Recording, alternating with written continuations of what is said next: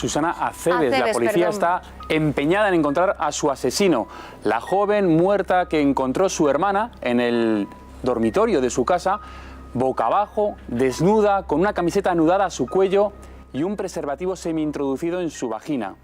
Han pasado 14 años de aquel asesinato, que según la investigación el asesino manipuló la escena del crimen. Se encargó de hacerse con un preservativo, posiblemente de algún descampado, de algún inocente, para introducirlo en la vagina de Susana y así despistar a la policía. Quedan 4 años para que ese crimen prescriba, así que hay que darse mucha prisa. Y ahora mismo solo hay un sospechoso, una persona que tiene todas las papeletas, entre otras muchas cosas, porque este sospechoso, en 2006, su pareja de entonces le denunció por malos tratos y además confesó a la policía que tenía unas maletas y que le dijo que si abría esas maletas la mataba. Evidentemente la policía registró esas maletas y encontró una trenza de Susana y muchísima documentación de este crimen. Todo apunta hacia él, pero no son pruebas determinantes para detenerle y el tiempo sigue pasando. Estamos, por lo tanto, ante el crimen perfecto o veremos finalmente al asesino de Susana Aceves entre rejas. Tenemos al teléfono al inspector jefe Mateo Canas. Buenas noches. Hola, buenas noches. Han pasado 14 años y el crimen sigue impune. ¿Cómo se encuentran ahora mismo las investigaciones? A decir verdad, están un poco paradas. Estancadas. Están un poco paradas porque la verdad es que cuando una investigación no se progresa significa que está estancado, claro. Entonces tenemos una serie de barreras que de alguna forma nos impiden progresar o llegar al final. Mateo, sí, dígame. ¿Y de qué manera podríamos conseguir avanzar? Pues hombre, hay una solución muy sencilla. Y es identificar el perfil genético, más bien que identificar es ponerle nombre a ese perfil genético que tenemos. Hay varios perfiles genéticos, pero el preservativo. Ese sería, digamos, el final, porque lo demás hay suficientes evidencias que apuntan a quién es el asesino, suficientes indicios que se podrían transformar en pruebas. Pero mientras tengamos la barrera, el obstáculo del preservativo, pues no va a haber ningún juez, ningún jurado que se atreva a condenar a esta persona. Esa es la barrera a la que se refería, supongo, ¿no? Sí, sí, exactamente.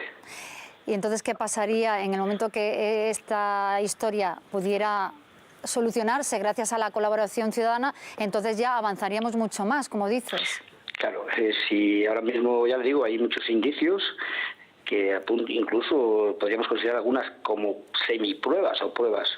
Y de todas formas, cuando hay una acumulación de indicios, se pueden considerar como pruebas. Y esto existe.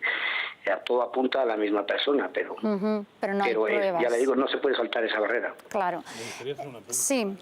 ¿Por qué es el preservativo una barrera? Pues hay un preservativo, no coincide. Hay un preservativo que está en la vagina de una persona. Se entiende, hay un informe forense que tampoco deja muy claro que se pueda introducir, manipular. Entonces eso da pie a que puede ser el autor del crimen, puede ser la persona que digamos, del perfil genético del preservativo. Pero el ADN se ha estudiado, se conoce. Sí. Efectivamente, el ADN está ahí, está en el Instituto de Toxicología, pero no está identificado. Sí, está identificado, pero no se le ha puesto nombre, digamos así. Está tipado. Buenas noches, inspector Canas. Soy Patricia López. Es que, o sea, yo creo que es un poco complicado entender el asesinato de Susana Aceves si no explicamos la meticulosidad del asesino a la hora de poner pruebas falsas, ¿correcto? Sí, sí. ¿Nos puedes ilustrar un poco sobre eso? Bueno, nosotros creemos que el escenario, el escenario hay suficientes indicios o evidencias de que el escenario está manipulado. Colillas, entonces, ¿no? Por ejemplo, o que... Sí. ¿Qué más sí, cosas? Mateo, precisamente eso es lo que queríamos ver, un poco las botellas, las colillas, estaba todo como muy ordenado dentro de un desorden, ¿no? Estaba todo colocado en posiciones muy naturales. Yo no lo interpreto así. Vamos a ver, las colillas, por ejemplo, aparecen en una mesa multitud de colillas en el suelo. Esas colillas, primero, cualquier persona, por ateo que sean en estos temas, se da cuenta de que el polvillo que aparece en la mesa no es fruto de que se haya caído el cenicero. sino es fruto de que se haya lanzado las colillas desde alguna altura, 5 o 10 centímetros, se hayan tirado. Luego, si se hace un estudio de esas colillas que se han identificado prácticamente la totalidad, pertenecen a distintas fechas, a distintas personas. Y esas fechas no tienen mucha lógica cuando es una persona que es medianamente limpia, que recoge de 8 días antes, no están esas colillas en el cenicero ni en la mesa. Igual que las botellas. Eso significa que las han sacado de algún sitio y las han tirado. Las botellas, otro tanto lo mismo, para que las botellas tienen menor antigüedad en el tiempo, pero la intención, ¿sí? Mateo, supongo ¿Sí? que despistar. Hombre, claro, la intención es despistar, es preparar un escenario del crimen totalmente diferente al que se hubiera producido. ¿Y qué más elementos alteraron el escenario del crimen? Bueno, hay muchos, aparte de las colillas, hay preservativos sin utilizar, hay teléfonos móviles viejos, hay tampón había tenido la menstruación, que ya pertenecía a la semana anterior. Incluso la supuesta relación... hay bastantes cosas, incluso la ropa, la ropa que supuestamente aparece... hay un pantalón y una braga que están invertidos, es decir, que se lo hubieran quitado al mismo tiempo, que en teoría ese pantalón y esa prenda deberían haber había puesto días antes. Sí. Las habrían sacado posiblemente de la... ¿Al final Susana fue víctima de una agresión sexual o de una relación consentida? Yo creo que no hubo ni una cosa ni la otra. Ni una agresión sexual, porque entendemos de que el preservativo está colocado, que las evidencias que aparecen en el ano, rojeces que aparecen en el ano y demás, que es todo producido de manipulación posterior, post-mortem. O sea, que creemos que no, pero bueno. Mateo, es cierto que también hay un esperma identificado que aparece en el ano y en la vagina, que podría ser fruto de una relación consentida. Es un poco complicado. Muy complicado.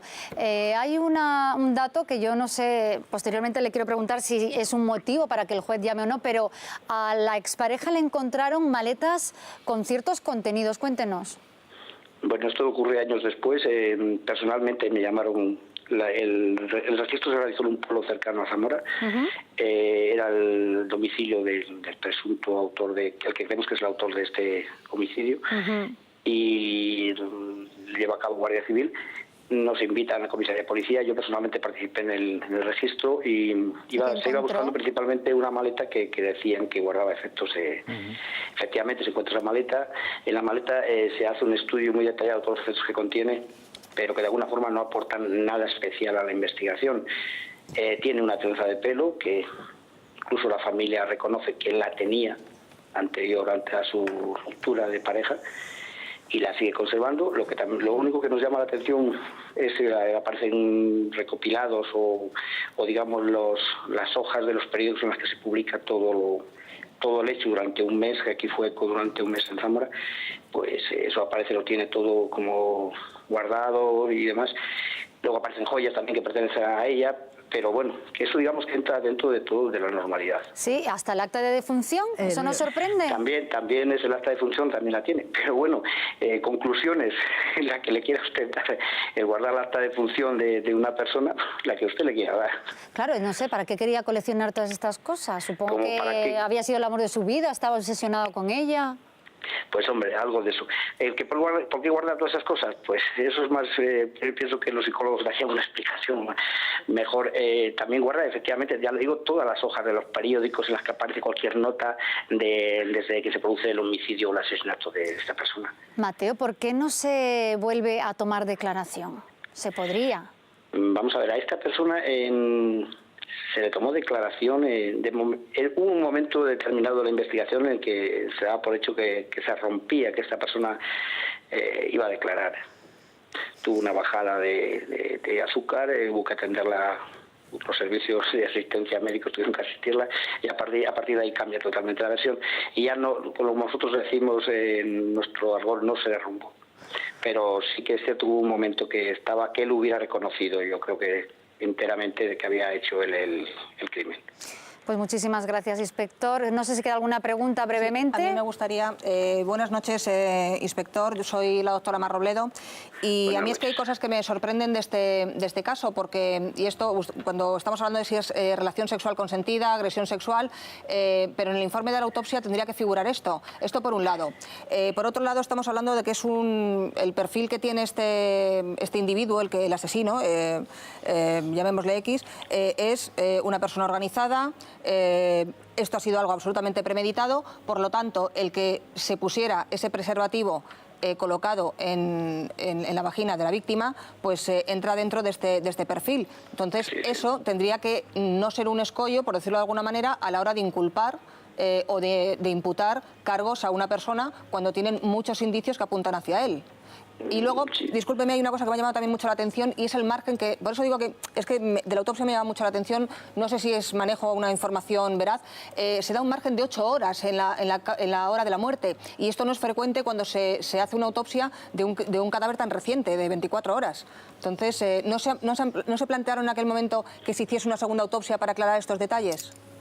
Bueno, en el informe de autopsia, aunque sí tiene usted razón de que habla de un margen de, digamos, una franja horaria de 8 horas, pero fijan a una hora habla en torno a las 2 de la mañana. O sea, da como referencia a las 2 de la mañana. Sobre los aspectos que dice la autopsia sobre relación consentida, etcétera, etcétera, en todo momento deja todo muy, no sé, no precisa. Incluso, ya le digo, cuando habla de que si pudiera estar colocado el preservativo o no, lo deja muy vagamente, deja entrever de que efectivamente puede haber sido colocado, pero no lo constata. No es un informe de forense muy preciso, desde mi punto de vista. Creemos que podía haber ido mucho más lejos. Estoy de acuerdo con usted, inspector. El pedir una segunda autopsia, pues es que en un principio las cosas se vieron tan claras que posiblemente hubiera sido el acierto haber pedido una segunda autopsia casi meses después o un año después, pero las cosas en principio estaban muy claras. Luego ya se fueron enturbiando y bueno, pues no se ha pedido esa segunda autopsia y de verdad ahora mismo habría que buscar procedimientos o fórmulas para que se volviera a reabrir o que el juez interpretara que si había posibilidades de sacar algo productivo de esa segunda autopsia. Mateo, muchísimas gracias por atender a Detrás de la Verdad. Ojalá se resuelve pronto este caso. Buenas noches. Gracias a ustedes. Yo tengo una pregunta para los